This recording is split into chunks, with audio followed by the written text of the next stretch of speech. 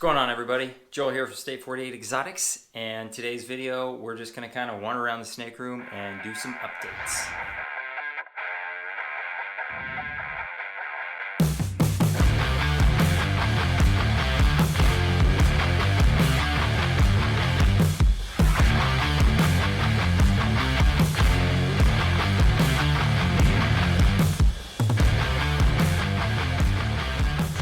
Okay, yeah, so here we are in the snake room. Before we get this video going too far, I am going to unbox a special unboxing from my good buddy Nick over at Renowned Reptiles. He sent me a box of some swag, so we're gonna open that thing up and check out what he sent over here. So I don't really know exactly what is gonna be in it, but let's just dive into it really quick. All right, so here we go. Let's open this up. I already cut the tape a little bit off camera, so now you know. Okay, yeah, great, right off the bat. So here we go. Can't go wrong with sending out some toilet paper right now, right? So I got some single ply toilet paper from Nick. Thank you so much. We will put this to good use as well. This is an expensive box. I wonder if anybody knew what was the contents of this box. They might have not delivered it, so I appreciate that. All right, here we go. Time to actually get down to the nitty gritty. Throw that away. Dude, there it is. Sweet. Yeah, so there we go. We have the Renowned hat. Hell yeah, pumped on that. Yeah, there we go. There we go. Good fit. Good fit. Swap this thing out. So here we go. This is the shirt I wanted. This thing is sweet. Dude, love this shirt. Rad, man. That looks so dope. Super pumped on that. So, you know, send it. Gotta wear it, right? Boom. Okay, there we go. We got the shirt on. Dude, I'm pumped on this shirt. Thank you so much, man. I'm pumped to be a part of the crew, right? All right, so we got more in here. We got another shirt. This is the Renowned. This is the Renowned you're used to seeing. Dude, really like that logo, obviously. I think that's cool. The contrast between black and gold is where it's at. And then to top it all off, we got ourselves a Renowned hoodie. Are you kidding me? So this is my first reptile-related hoodie, so super pumped on that. And as you can see right now, dude, I am decked out in some Renowned gear right now, and I obviously really need to step up my own program here. I mean, we haven't made any shirts or hats or done anything in so long, so thank you, Nick, for sending this out here and now letting me know that I have been slacking so much. So be on the lookout soon. I guess I gotta step my game up to be like Nick. So, but thanks so much, man, dude. Super pumped on this shirt. This thing is rad. All right, so I also almost forgot to mention I did some modifications to the old mustache. Pretty pumped on how it's really coming out. So, what do you guys think? Keep the mustache going. It's getting rough. It's getting rough holding on to this mustache right now. But so far, the evolution of the stash is currently here. But without further ado, we had a really killer ovulation happen last night. We might have caught the tail end of it, I'm not entirely sure, but I'm gonna try to slide her out, see if we can see that ovulation still, and then just super pumped for this one. So let's check this out.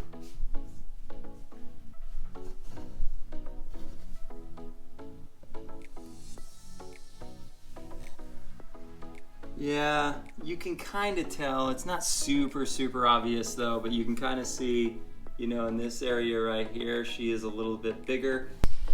Yeah, I don't want to mess with her too much, just in case she is on the tail end of that. I mean, she's sitting on that hot spot like that, so I'll be expecting, you know, pre-lay shed coming up here shortly. We might try to get one more food into her really quick, but it's likely she's not going to take food anymore. So, but anyways, yeah, rewind really quick. That is a Pastel Highway 100% Heifer Pied. She is the mother to some awesome babies from last season, and I'll throw that up really quick for you all to check out. But She's incredible. She's a little on the smaller side, I feel like, for a female in general. She was 1,400 grams when she laid last year. Not obviously her weighing late, but when she started breeding. So a little bit on that lighter side how it was, but it was the second year in a row she kind of had went off food, and I knew that's what she was looking for. And then this year she came back really, really well. She was super hungry. She ate. She was just pounding food. And I was like, oh, wow, you're going to maybe go again, which is kind of crazy, because I thought maybe she would take the next year off or something like that. But as it turns out, I paired her up, I think, two or three times. I'll have to go back and look at my logs, but I paired her up 2 or 3 times with the gravel or Yellowbelly Pied that I continually talk about on this channel. So we have another shot at getting a clutch of pastel highways, 100% Heifer Pied, and hopefully, if everything is working how I suspect it to be working, we will be getting another super gravel pied. That may be pastel, that may not be pastel, but I would certainly love to see another super gravel pied. I would also love to just like 100% solidify, you know, who he is and what he's all about, whether he's Yellowbelly or gravel. I would really like to see a super gravel 100% Heifer Pied jump out of that clutch too, because then, you know, obviously that would solidify what he is, because if he's only giving a gravel gene and, you know, this ALS, this Act Like Super highway program, you know, with the Yellowbelly and gravel, if they're giving Yellowbelly or gravel, if you get a super gravel, then, you know, he must have gave the gravel. Yeah, I guess that was kind of like a really, really, really crummy way to explain a little bit of genetics, but that's what we're looking forward there. Super excited for that. But on top of that, we're having some really cool stuff go on here with a couple other snakes, namely Queen here, who is my double het sunset pied.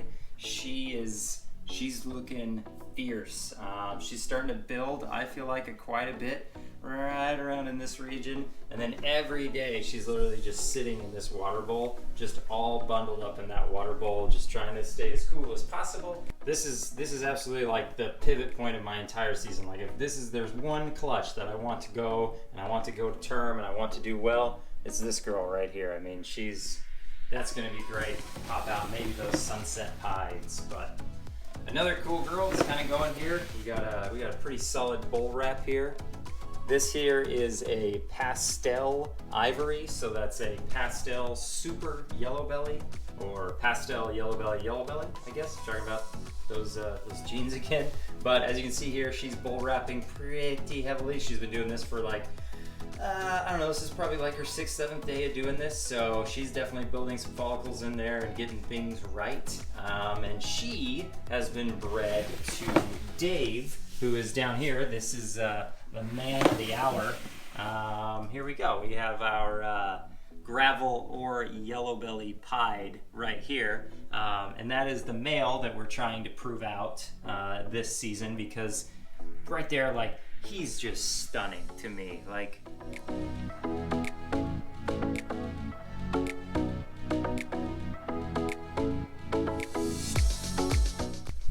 I mean, that dude is just stunning. I feel like he has aged so well. He's so bright and so vibrant. That's why I know he's gonna prove out to be gravel, because he just is gorgeous. Like, he's so pretty. That thing is awesome, and I really, really like that gravel gene. I think it's obviously does incredible things with the Yellowbelly, but it does really pretty things with a lot of other genes. But the thing is like, I really like to be double sure of pretty much everything I do, and so we have bred him to the ivory, and if we get any ivories out of that clutch, then we know right off the bat that he is not in gravel. He is indeed a Yellowbelly. So we have 2 clutches that we're gonna hopefully be able to prove him out on. Of course, we could get completely skunked on all of the odds. We could literally just get a clutch of Yellowbellies. He could give no Yellowbelly or gravel gene to that, but I would say it's healthy to say that odds are in our favor on that one. Okay, so switching gears away from ovulations and stuff like that from some of the adults, let's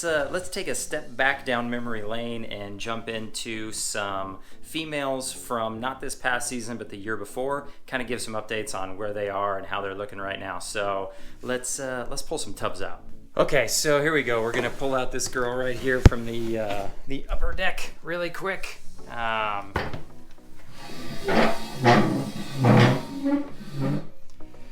right, so having this girl out really quick from upstairs here, and you got my awesome table. This is kind of what I have to work with. So really need to step my Freedom Breeder game up and get the shelving units that slides out. That would literally that would absolutely be a game changer for me right now. But for now, we have this stool, and here we go. So pull this girl out. Oh, see, there we go. It's a perfect time. You know what? It was that time where always there's a girl in shed. Now it was that the girl finally shed, and I thought today was going to be the day. So I was excited about this. Get this out of the way. All right, so here we go. We got this girl right here. So I'll be honest with everybody here right now. I am not 100% sure what this girl is. I can say that she's a pied, obviously, but I can also say that she is a fire pied. In the breeding, it was a Yellowbelly Leopard bred to a fire. So obviously there was het pied in there too, and there was also het clown. This was a double het pairing. So this girl is 66% het for clown as well, which is, you know, never a bad thing. But she's obviously extremely high white, which makes, I feel like, identifying some of like the subtle details in what's really in the snake obviously a little difficult. Nonetheless, I do believe this girl to be a fire yellowbelly, potentially leopard pied, just because of how high white she is and this kind of crisp outlining we're getting on the, you know, one patch that we really have to work with, other than her head, of course. She has some really bold eye stripes, which is kind of unique, I feel like, in a way. So I don't know. This girl right here, she's gonna be one of those. We'll see. But she's doing great. She's putting on a lot of weight so far. She's in the running for next season, and I honestly just can't wait.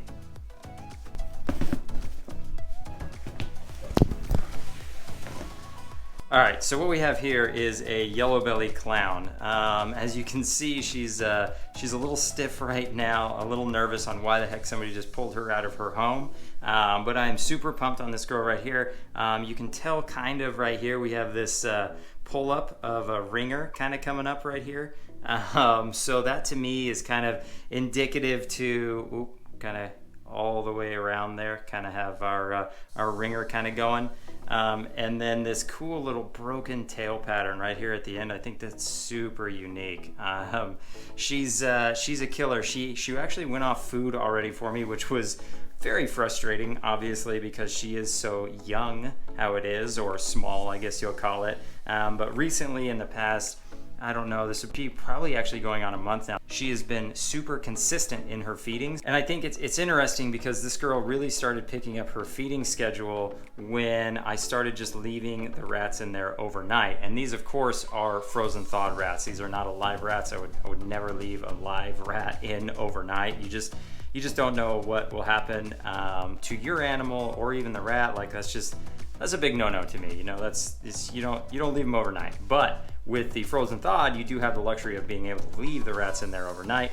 And every morning when I wake up, first thing I do, check tubs, and she has eaten. So she's doing really, really good right now with that. But yeah, she is just a really, really, really pretty snake.